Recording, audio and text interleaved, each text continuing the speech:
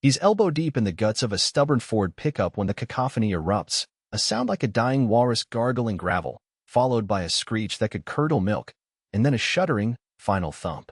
Liam straightens, wiping grease from his brow with the back of his hand, and squints towards the road. A battered, once cream, now mostly rust and despair-colored van has wheezed its last rites practically on his doorstep, steam hissing from under its crumpled hood like a defeated dragon. A woman emerges, looking as out of place as a diamond in a dustbin. She's wearing sunglasses too big for her face, a silk scarf tied loosely around her hair, and clothes that whisper expensive even under a fine layer of road dust and what looks suspiciously like bird droppings.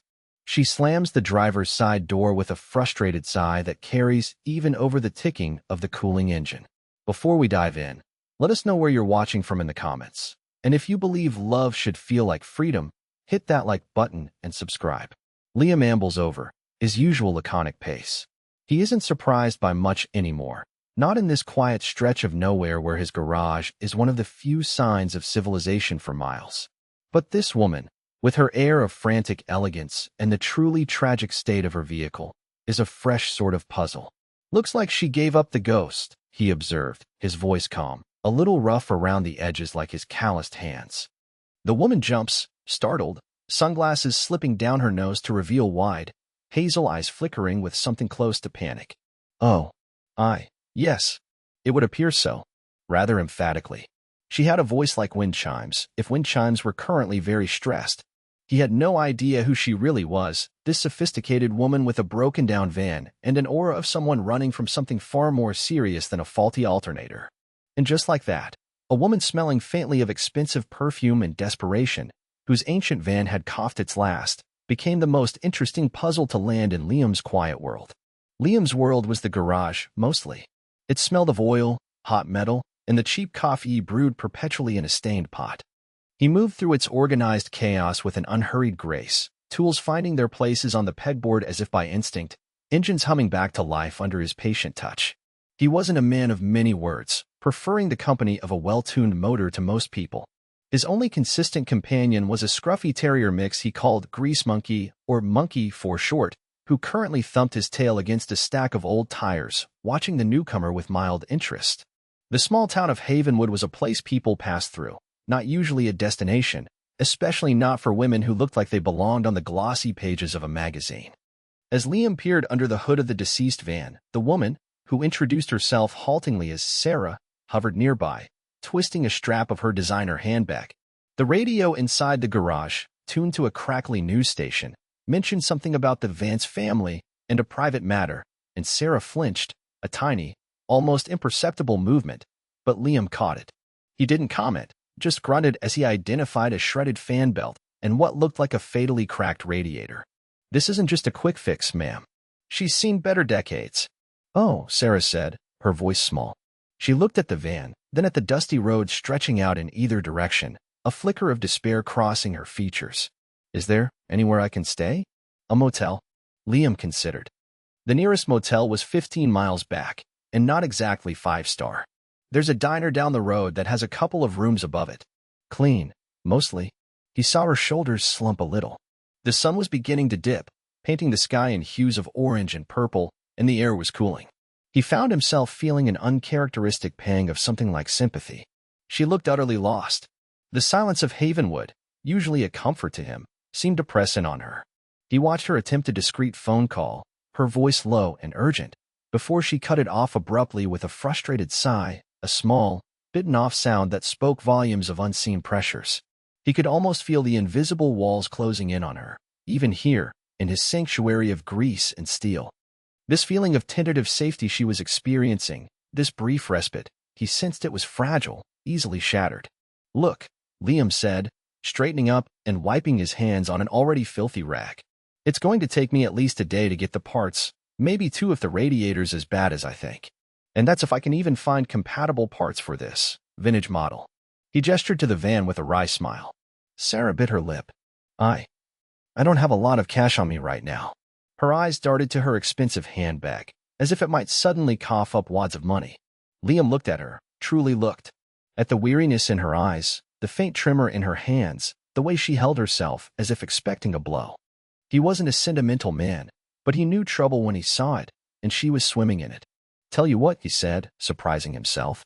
"The labor's on the house. You just cover the parts when they come in. Consider it a welcome to the middle of nowhere special." Her eyes widened, and for a moment, she looked like she might cry. The relief that washed over her face was so profound, so disproportionate to the offer of free labor on a clunker, that it confirmed his suspicion. This wasn't just about a broken van. I don't know what to say. Thank you. Truly. Don't mention it, he mumbled, already turning back to the pickup. Just don't expect miracles. This thing, he jerked a thumb at her van, is a relic. She managed a small, watery smile. It's got character. It's got problems, he corrected, but there was no heat in it.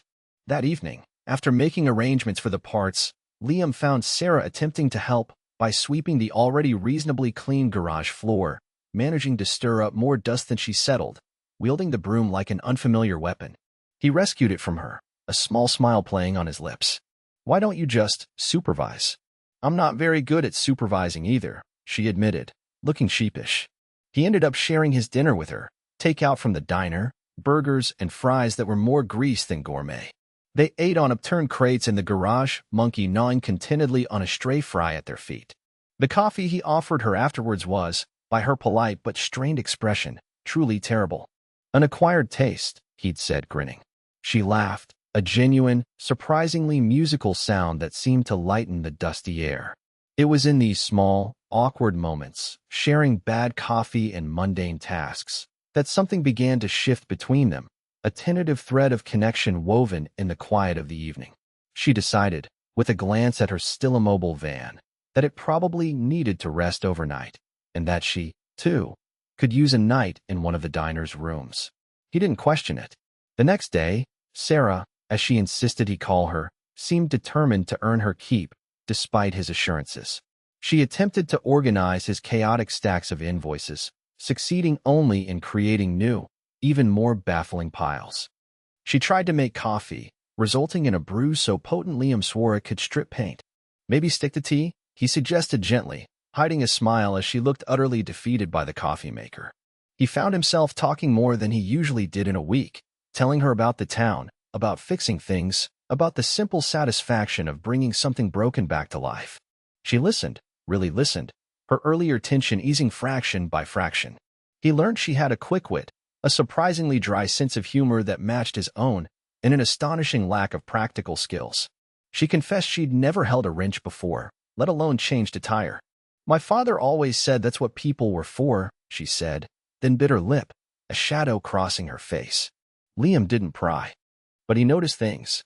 The way her simple t-shirt and jeans, though looking deliberately dressed down, were made of exceptionally fine cotton. The faint, almost invisible indentation on her ring finger, as if a significant piece of jewelry had recently been removed. The way she'd sometimes stare off into the distance, her brow furrowed, before snapping back to the present with a forced brightness.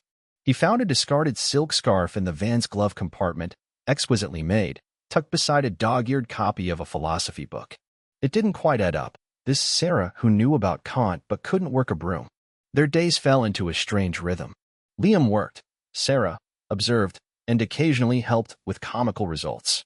They shared lunches from the diner, and in the evenings, she'd read aloud from her philosophy book while he tinkered, the sound of her voice a soothing counterpoint to the clang of tools. He was growing used to her presence, to the way her laughter could unexpectedly fill the quiet space of his garage. He was also growing increasingly aware of the unspoken things hanging in the air between them, the secrets she held close. One afternoon, while she was supposedly sorting spark plugs, mostly by color, he suspected, the small television in the corner of his office, usually ignored, flickered with a news update. A polished anchorwoman was speaking earnestly. Still no word on the whereabouts of Serafina Vance, daughter of industrial magnate Charles Vance. The family is offering a substantial reward for any information leading to her safe return. Ms. Vance was last seen. An image flashed on screen, a professionally taken photograph of a smiling, impeccably dressed young woman. It was Sarah. Older, more polished, but unmistakably her. Sarah, who had been humming softly, went rigid. The box of spark plugs slipped from her nerveless fingers, scattering across the floor. Her face went bone white. Liam looked from the screen to her, then back again. The resemblance was undeniable. The news anchor continued. Concerns are growing for her well-being, as she is believed to be without her necessary medication. Sarah let out a small, strangled gasp and stumbled back, her eyes wide with pure terror. No, they wouldn't. Before Liam could say anything, she turned and fled, not towards the office door, but deeper into the shadowy recesses of the garage, as if she could disappear into the very walls. He found her a moment later, crouched behind a stack of tires, trembling. The easy camaraderie of the past few days shattered. The air crackled with the unspoken truth. He'd felt a growing warmth towards this enigmatic, funny, vulnerable woman. Now, the world, her world, had intruded with a blare of television news and $1 million reward. He knew, with a sinking feeling, that this fragile piece was over. She looked up at him, her eyes pleading, and he saw not an heiress, but a cornered animal. He had a choice: to acknowledge the news report, to ask the questions that burned on his tongue, or to give her a moment. He chose the latter for now. The quiet between them stretched, taut and heavy with what was now revealed and what was still hidden. Later that night, long after the diner had closed and the town had settled into its usual slumber, Liam was doing a final check of the garage when he heard a faint creak from the direction of her van. He found Sarah, a small, hastily packed bag in her hand, trying to silently wrestle the driver's side door open. It protested with a groan. "Going somewhere?" Liam asked quietly, leaning against the doorframe of the garage, arms crossed. Monkey, at his feet, let out a soft woof. Sarah froze, her shoulders slumping in defeat. She turned slowly, her face pale in the moonlight filtering through the dusty windows. I have to leave, Liam, because of what was on the news." She nodded, her gaze fixed on the ground. "It's not safe for me to be here. They'll find me. They always find me." "Serafina Vance," he said, the name feeling foreign on his tongue after days of Sarah. "That's quite a secret to be carrying around in a van like that." She finally looked up, her eyes filled with a mixture of fear and defiance. "Yes, it is." She took a deep breath. "My name is Serafina Vance, and I'm running away from a life that feels more like a gilded cage than anything real. My father, he wants to marry me off to solidify some business merger. He thinks he owns me." Her voice trembled, but firmed. "The medication they mentioned? It's for anxiety. The anxiety of being controlled, of having every choice made for me. I'm not sick, Liam. I'm just tired of being a pawn." He listened, his expression unreadable. The pieces clicked into place: her expensive taste, her initial nervousness, her desperation. "They'll have people everywhere," she continued, her voice dropping to a whisper. "Private investigators, contacts. If they find me here, they'll assume you're involved, that you helped me. I can't let that happen to you. You've been kinder than anyone has been to me in a very long time. So, the plan is to disappear into the night in a van that's still, technically, on life support?" He raised an eyebrow. "Brave." A flicker of her old spark returned. "It got me this far. And where is this far supposed to lead next?" She hesitated. "I don't know. Just away." Liam pushed himself off the doorframe and walked towards her slowly. He stopped a few feet away. "Running won't solve it, Serafina. Or Sarah. Whoever you decide you are." "What else can I do?" she cried softly, the fight draining out of her. "He's too powerful." "Maybe," Liam said, his voice thoughtful. "Or maybe he's just never been told no by the one person who matters." He looked at her, a challenge in his eyes. "You can't keep running forever. Sooner or later, you have to pick a place to stand your ground." She stared at him, searching his face. "And you think that place is here? In a garage, in the middle of nowhere, with a man I barely know." "I fixed your van, didn't I?"